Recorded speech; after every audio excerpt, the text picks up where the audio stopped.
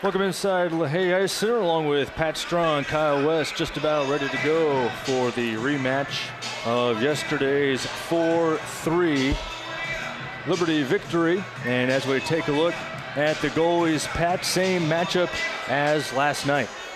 Yeah, absolutely. You see, Woznicki, he's going in against Burak. Both guys actually played very solid throughout the competition. I mean, we were talking about it all night. They were kind of the two bright spots, I think, for both teams. But I think the Flames' firepower just really wore him down. And also, they capitalized on their chances. I mean, they scored 3 on 6 power play opportunities.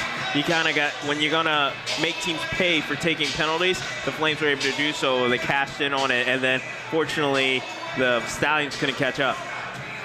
Liberty 3 for 6 officially on the power play yesterday, which raised its season average to more than 34%, 34.7% power play success for the Flames on the year. Liberty has scored 11 power play goals in the past 3 games. One thing Kirk Handy said, never satisfied as the head coach. He said, that's great. Special teams is a big part of our success, and we're happy with that, but he wanted to see a little bit better on the 5-on-5 part today. So we'll see how that transpires. Western Michigan looking to even the series and ultimately snap a 7-game losing streak on the road, which dates back to early December. For Liberty, a 12-game winning streak is on the line. That's the best mark for Liberty since it started the 2009-2010 season, 16-0. So 12 in a row for the Flames. They have not dropped a game since mid-November and looking to make it 13 consecutive wins if they can sweep the Stallions here this weekend. Yeah, absolutely. They're hoping for just to keep the streak going, but I think even more so, they're hoping more so just to make sure that they're getting consistent play, especially with these last few games, especially just trying to make the team synced as in a whole unit, because you don't want to start peaking now. You want to just start getting ready and then peak at the right time, which is obviously the postseason. Gammer lets one rip. That goes high and to the right. Liberty also has the advantage of finishing strong at home. A great advantage the way the schedule lays out, not only at home this weekend, but a couple games against Alabama next weekend, and then closing out with West Virginia. Here's Wyatt Ford on the move. Now Santa comes and takes it. Santa had the first goal in yesterday's contest, and a turnover here. Garvin racing it down. See what Garvin can do with it. Leading scorer for the Flames and tops in the country as he dumps it in for Cruikshank. Cruikshank with it along the near side right now, trying to get it back to Garvin, but it misses the mark. Now Santa will chip it down the ice. Western Michigan goes for a change. Liberty with control again. Cruikshank hits Nelson. Nelson brings it into the zone, leaves it for Thompson. Thompson finds Garvin again. Slick pass between the legs by Bierma. Didn't connect with Nelson, but great vision there by Bierma, trying to get a quick goal for Liberty. Yeah, Nelson just wasn't aware that the puck was coming its way, and almost a great opportunity from Crane from the point. But yeah, if Nelson had been able to see that, that would have been an easy tap-in goal for him. The pass was almost too good in that particular case. Even his teammate didn't think that one would make its way through. Stoppage here will give us a chance to look at our keys to the game today, Pat. Yeah, absolutely. You got to start things off with the Flames because they did a good job. But the biggest thing I think for them, they got to work on that second-tier scoring. Obviously, your big guns did come up to show, and you were able to cash in on the power play. But you got to start getting that second-tier scoring happening because you're going to come against some of the top teams in the nation. They're going to eventually figure out how to shut down that top line and also your top scoring defenseman, so get other guys contributing. Also, defensive zone presence. I think a couple times the Flames would get lackadaisical on their own zone, and that led to the Stallions taking advantage and also keying off their own miscues. For the Stallions, stay out of the box. We just talked about it a moment ago. Flames cashed in on 3 power play goals. It was especially early. So for the Stallions, if they want to be able to stay in this game, they want to try to keep it at 5-on-5 and then clog up the neutral zone. Great opportunity just a moment ago for the Flames. But yeah, they are almost breaking out seamlessly and pretty easily, able to get the puck in deep and almost like peltering Woznicki with shots. So if you're able to clog up the neutral zone and stop the Flames breakout, I think you're going to cause some fits and mess up their game plan. That was Hayes that put the shot off the pads of Woznicki. Now the puck on the far side. Hamilton shuffling it forward for Blomberg. Blomberg around. Leaves it for Schartz. Now Ryan Cox handling it behind the net. Comes out to the point. Reynolds sizes up the situation. Dishes it off. Now a pass intended for Hamilton is taken away by the Stallions. Long pass intended for Grillo. Take away for Sharts. Gets on to Ryan Cox. Ryan Cox sliding it across. Looking for Hamilton coming through the slot. Not able to complete it. Now Hamilton with it. Gets it over to Reynolds. Reynolds takes a shot and Woznicki gloves it. Great opportunity for the Flames once again. They're actually doing an excellent job of applying great offensive pressure. They're just not being able to find the back of the net, and obviously Woznicki is a key reason for that, to play an excellent job. More so the Stallions really need to tighten things up defensively and be able to start their own breakout as well. Liberty outshot Western Michigan yesterday 35-24. And right now leading the early shot count in the first 4+ minutes of today's contest. Grillo tried to bring it across. He was checked off by Cruikshank. Nelson had it for a moment. Now a turnover right in front of the net. Kirsch fires. Burak is there for the save. It comes out near center ice where Liberty takes it. This is Pierce on the move. Pierce weaving through traffic finds Nelson. Nelson takes a shot. It's blocked down in front. Good job by Keel getting back for the Stallions. Yeah, that was a great play coming by the way for the Flames with Devin Pierce. He uses his speed and even shows a little bit of finesse as he was able to get it there for Nelson, but unfortunately he wasn't able to bury. Nelson looks across for Pierce. Pierce finds Gammer. Gammer right back to Pierce. It goes off of his skate. Returns to Gammer. And now Western Michigan able to clear momentarily. Lauber is right there, though. Gives it back to Nelson. Now Liberty will have a change as Lauber banks it around to Bergen, fresh onto the ice.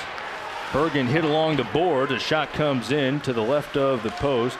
Ford they try to cycle it around. Instead, it comes back to Keel at the point. Keel has a pass deflected away by Bierma. And now here comes Bierma with it, trying to take the zone with some speed. But the puck is taken away from him. Now a shot sailing in deep. Burak watches that one go wide of his mark. Sees who can retrieve it here along the near side. It's Thompson that comes away with it. Thompson trying to hit Garvin. That was almost right in stride and giving Garvin a chance to break behind the defense. Instead, Bergen will take a shot from the point, and Woznicki holds on. Great shot from the point coming by the way of Bergen on that one.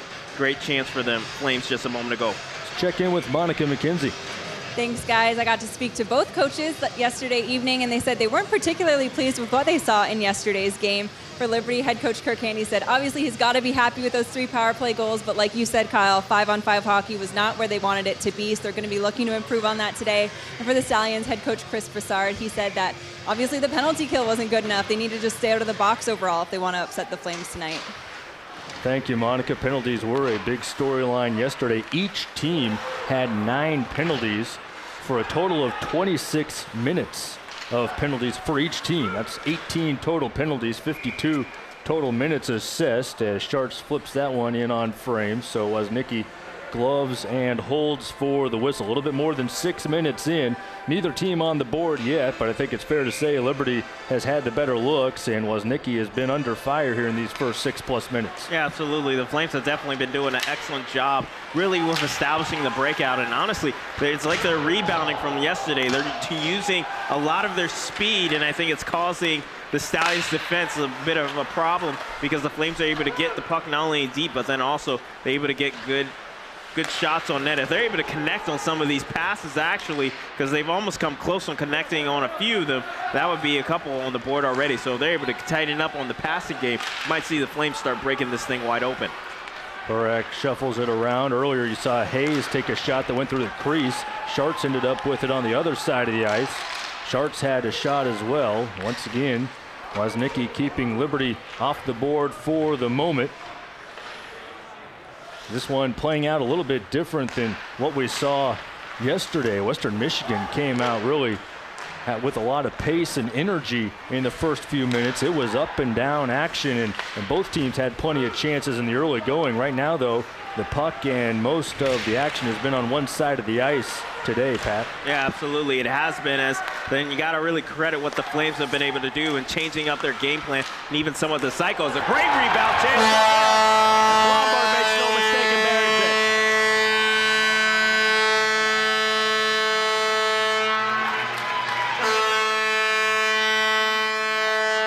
Cruikshank sent it in. Ryan Cox was standing right in front of Woznicki, and it was Blomberg who was there to finish it off.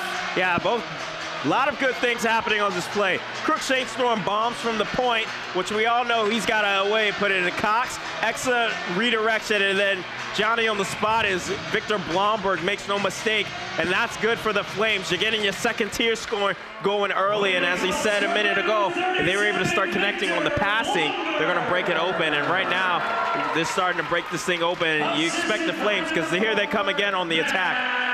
Indeed they do. That goal came 7 minutes and 25 seconds in. Almost a deflected puck going past Woznicki, as that one was dangerously close. It hit the skates of Keel and almost bounced in for the Flames. Blomberg with his 8th goal of the year. A lead pass leading Gammer up the ice. Gammer and Keel in a foot race. Gammer controls it right now. Puck stays down in the corner for a moment, and we're going to have a penalty coming up here. Might be Keel, that's the one that's going off. And if it is, that's going to be a huge opportunity now for the Flames. We talked it a moment ago. One of the keys to the game was for the Stallions was to stay out of the box. And unfortunately now they're already in the box with less than 10 minutes to go in the first period. We saw how the Flames were potent on the power play yesterday. Already got their big guns back at it again.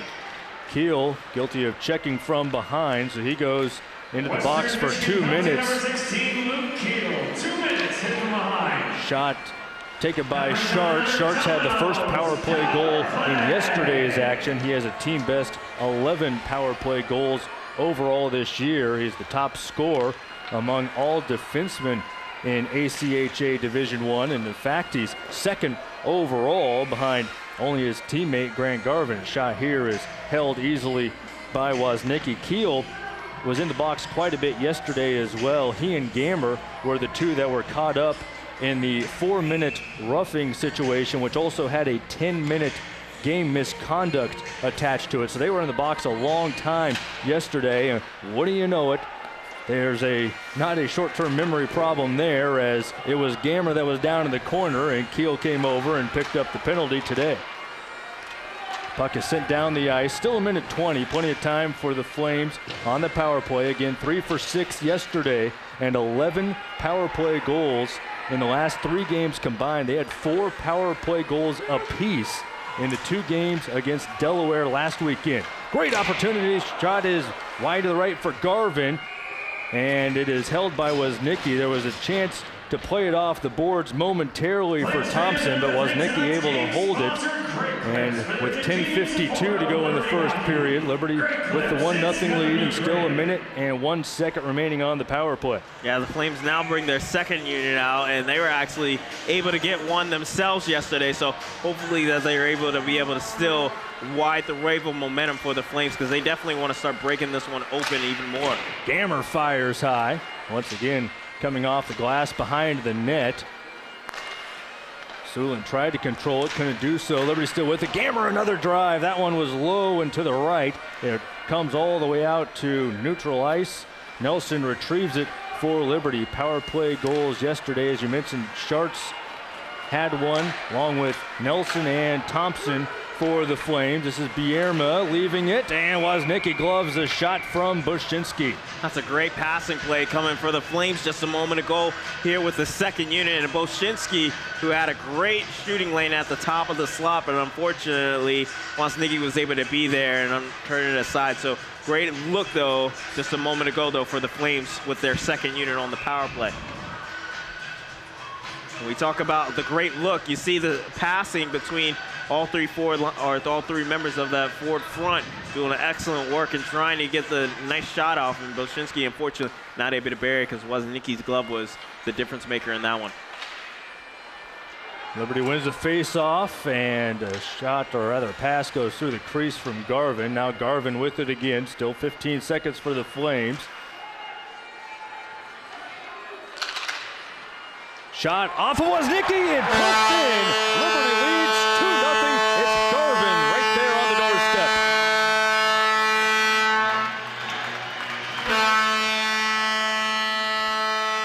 We said he was the who's hot for a reason and needs to start putting pucks in the back of the net. And he makes no mistake right here. He picks up his own rebound just a moment ago, digging hard. Roberts is able to get the initial shot off from the far boards, and then Garvin literally taps it out of the air and just beats Wozniacki. Great job, by the way, of him, and now the Flames are up 2-0 with just past the 10-minute mark. Garvin with 21 goals. That extends his point streak.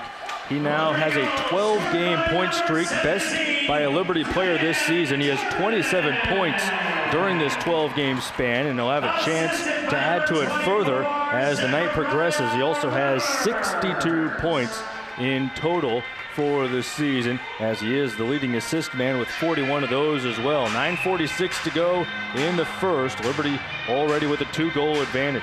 We talked about when Garvin came in, he was actually one of their top recruits 4 years ago. And honestly, he's led the team in points the last 3 years, but you're really starting to see his game elevate. The maturation of his game has really developed over the course of his 4-year career, as each season he's gotten better and better, and obviously more points every year. That leadership is even more valued on such a young squad as Liberty has, with 5 freshmen and 10 sophomores on the 25-man roster. So Garvin providing some much valued leadership. 9:23 to go in the first, a break in the action here. Liberty with a 2-goal advantage. Most recently, the power play effort for Garvin after Blomberg with the first.